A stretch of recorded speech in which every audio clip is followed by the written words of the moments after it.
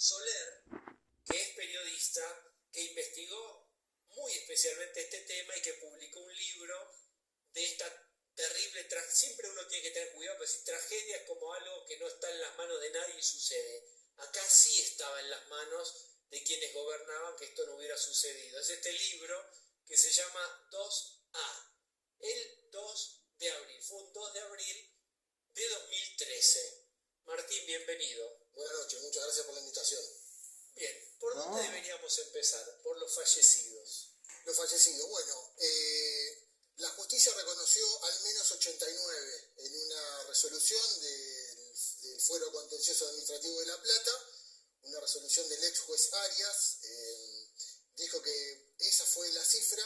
¿Cuántos? Al menos 89, es el único reconocimiento oficial. Sentencia de primera instancia que la provincia apeló, porque no quería ese número.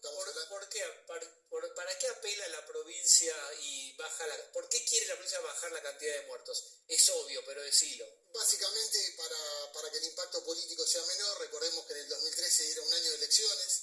Esto pasó antes de las PASO y fue un cimbronazo que golpeó en la ciudad de La Plata y en toda la provincia de Buenos Aires a nivel político. Y la política en ese momento, el ministro de Seguridad Casal, el gobernador Scioli, no quería ese número, no quería saber nada con que esa cifra. ¿Y cómo apelas un número? Decís, no, estos 10 en realidad murieron por paro cardíaco, no porque se asustaron por la crecida del agua que produjo el paro cardíaco. ¿Cómo modificás esa cifra? Bueno, ahí lo que se tiene que tener en cuenta es el rango de las muertes, la data, la fecha de las muertes y el criterio.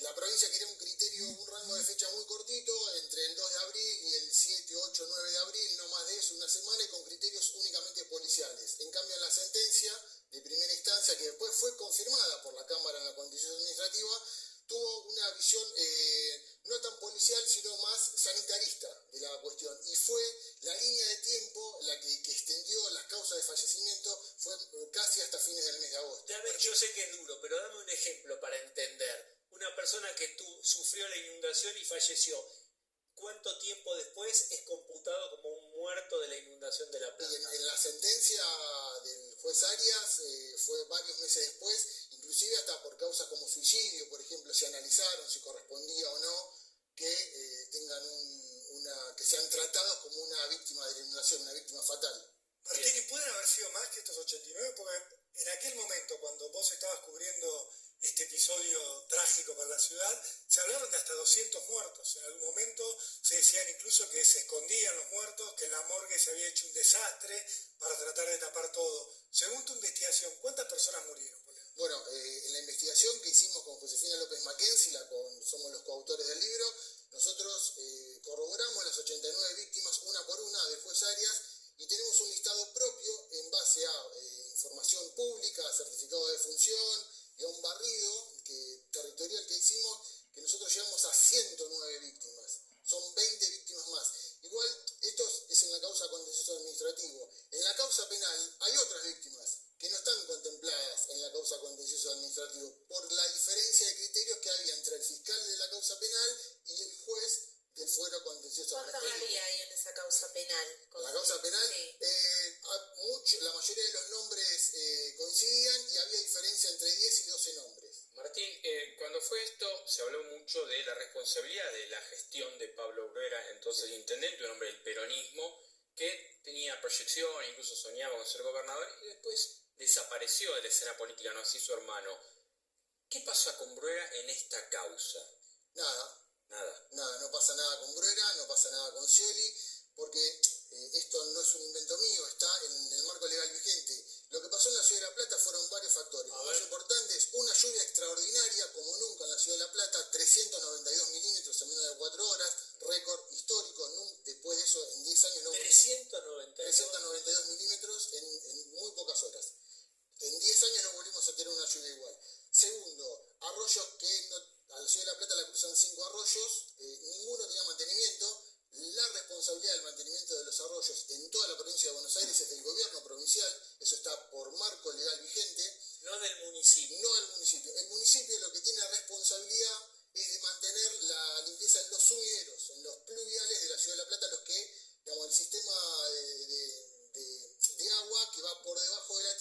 desemboca en este caso en el río de la Plata. ¿Cómo estaban los sumideros? ¿Cómo estaban? Los sumideros estaban tapados, los arroyos estaban con falta de mantenimiento. El último mantenimiento se había hecho en el año 2008, después de otra inundación que afectó a la zona norte de La Plata. Ahí se tragaron de punta a punta los 5 arroyos y del 2008 al 2013 no se colocó ni una pala para limpiar desmalezar un camino. Ahí vamos, pero para terminar un poco lo de infraestructura. Sí. El trazado de la autopista Buenos Sí. Aires-La Plata, ¿pudo haber funcionado de dique para que se acumulara el agua? ¿Hay una hipótesis sobre eso? Bueno, en esta inundación del 2013, no. Esa fue la hipótesis que se manejó en la inundación del año 2008, que afectó a toda la zona norte de La Plata, desde Tolosa hasta Villa Elisa, que quedó prácticamente bajo agua, y ahí se hablaba de que la traza de la autopista La Plata-Buenos Aires funcionó como dique de contención del agua. O sea, para resumir, lo que falló de infraestructura fue los sumideros y también los 5 o 7 arroyos. Sí, a eso sumarle una ciudad que demostró no estar preparada para ningún tipo de contingencia. No había defensa civil, no tenía equipamiento, no había un plan de alerta, no había un plan de evacuación. Bueno, ¿Cómo fue el trabajo? Porque evidentemente no estaba nada previsto. ¿Cómo fue el trabajo del gobernador y del intendente una vez que cayeron los 300 milímetros de agua? en las horas posteriores. Lo primero que hicieron fue armar un comité de crisis que lo manejaban el ministro Ricardo Casal, ministro de Seguridad y Justicia entonces, y Sergio Berni, que era el ministro de Seguridad de Nación, que bajó al territorio. Y el comité de crisis se instaló en la Municipalidad de La Plata porque en el Ministerio de Seguridad no había luz. Estaba media ciudad de La Plata tenía luz, la otra media ciudad de La Plata no tenía luz. Bueno, Bruera no sabemos cómo actuó porque no estaba en el país. Recordemos que él tuiteó. Pero él tuiteó que sí, estaba en Brasil. Tuiteó de que sí. Estaba de vacaciones en Brasil. Exactamente, el famoso Twitter asistiendo a las víctimas de la inundación con bidones de agua cuando en realidad estaba en Brasil. O sea que qué fue lo que hizo Bruera no sabemos porque no estaba en la ciudad de La Plata. De Berni sabemos que fue el encargado de llevar equipamiento de Nación, bajarlo porque provincia tampoco no tenía gomones, no tenía salvavidas, no tenía absolutamente nada. Todo lo que llegó lo poco que llegó fue de parte del gobierno nacional. Es más, mucha ayuda prestó el ejército argentino. Ahí se discutió mucho porque estaba la cámpora. De hecho, hubo un cruce entre Larroque y creo que era Juan Micheli, que estaba en Canal 17, que le dice, pechera. ¿por qué van con las pecheras? ¿Qué hizo la cámpora? La cámpora en ese momento utilizó la Facultad de Periodismo como centro base de operaciones. Hasta ahí llegó Berni. El país comenzó a mandar donaciones a la ciudad de La Plata de manera increíble. La solidaridad que se dio de todo el país con los platenses fue espectacular. Todo lo que analizaba la cámpora a través de la Facultad de Periodismo. Esa era la base de operaciones. Y de ahí se repartía a los distintos... Se llevaba comida. Comida, ropa, medicamentos, lavandina, agua. ¿Fue eficiente eso, Martín? Porque estamos hablando de un grupo partidario repartiendo una ayuda que en realidad era oficial. En una universidad que lo utilizaron como una suerte de unidad básica también. Fue eficiente, pero no por la cámpora, sino por todos los grupos solidarios que se armaron en la ciudad de La Plata y que fueron al lugar a buscar y repartir a los barrios. De hecho, hubo una denuncia muy cómica, si se quiere. Un párroco de la localidad de Los Hornos denunció que fue apretado por militantes de la cámpora para que le den las donaciones que él estaba recolectando en el barrio de Los Hornos para repartirlo de ellos. Bueno, el párroco hizo la denuncia penal, después la justicia tardó un año en encontrarlo para que vuelva a ratificar la denuncia, y el párroco no se acordaba de nada y dijo que era la única vez que había visto a esas personas. No lo hizo de mala fe, sino era evidente que era gente de la cámpora que no era de La Plata, que estaba... Y yo recuerdo, y acompáñame con información si lo recuerdas mejor, que ahí Cristina fue a La Plata en un momento a hablar con los vecinos. ¿Cómo había sido eso? Porque también fue una escena muy atípica para la presidenta, que solo se comunicaba a través de las cadenas nacionales y tuvo que bajar al territorio, y ella dijo ahí, sé lo que sienten, yo viví en La Plata, se inundaba, y hizo una referencia a su propia vida. Bajó al territorio, fue a la localidad de Tolosa, una de las localidades más golpeadas, donde vivía su madre y su hermana. Ese es el punto. Ese es el punto de lo que vos decís, Diego. Entonces, si vivía la madre, entonces ahí ya tenía un compromiso casi familiar. Cristina, ante las tragedias, lo estamos viendo hoy mismo, no hay un solo tuit de Cristina, no hay un tuit de la cámpora, de nadie del cristianismo. Cristina ahí reacciona sobre el colectivero. Sobre el colectivero, exactamente, perdón. Cristina acá reacciona porque está el tema de la madre, perdón Martín. La madre vivía en una zona que tuvo casi 2 metros de agua. La madre se inundó también. Y bueno, fue ahí, rescató a la madre y a la hermana, se quedó unos minutos y volvió para Capital Federal. Martí habló ahí con los vecinos, sí. Hubo algún cruce en ese sentido, Sí. me acuerdo también. ¿Alguien pagó por lo que pasó? ¿Hubo algún castigado por esto? Sí, ¿Quiénes? el único condenado. Hablamos un montón Sí, de yo sé personas que- que habló de esto, pero Sí, contame. un señor. El único condenado fue en un juicio que duró 2 o 3 horas. Fue Sergio Lezana, el entonces director de Defensa Civil de la Municipalidad de La Plata, cuya condena fue el pago de una multa de 12.500 pesos, según lo que establece, porque llegó a un juicio acusado de incumplimiento de los deberes de funcionario público. Y bueno, pagó la multa, tuvo un año de inhabilitación para el ejercicio de la función pública y ya está. Bien, yo no sé ese si tramo tiene- de la causa se cerró. Eso No sé si tiene audio esto que estamos viendo de aquella época.